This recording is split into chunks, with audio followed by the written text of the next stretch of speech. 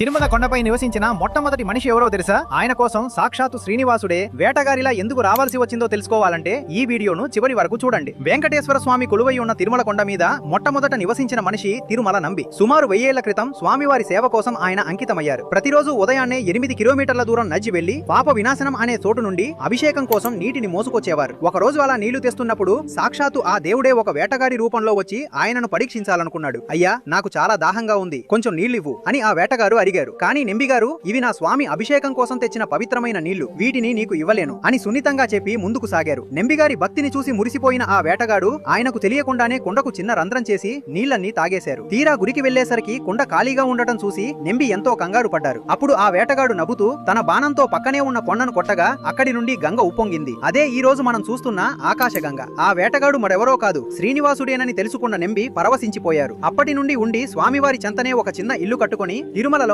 నివసించిన తొలి భక్తుడిగా చరిత్రలో నిలిచిపోయారు. భగవంతుడికి కావాల్సింది నీళ్లు కాదు, మనలోని స్వచ్ఛమైన భక్తి. ఆ భక్తి ఉంటే దేవుడే మన చెంతకు వస్తారు అని చెప్పడానికి తిరుమల నంబి గారి జీవితమే ఒక నిదర్శనం. ఫ్రెండ్స్, ఓం నమో వెంకటేశాయ అని కామెంట్ చేయండి. మీకు ఈ కథ నచ్చితే లైక్ చేసి ఇలాంటి మరిన్ని ఆధ్యాత్మిక విషయాల కోసం ఇప్పుడే ఛానల్ ని సబ్స్క్రైబ్ చేసుకోండి.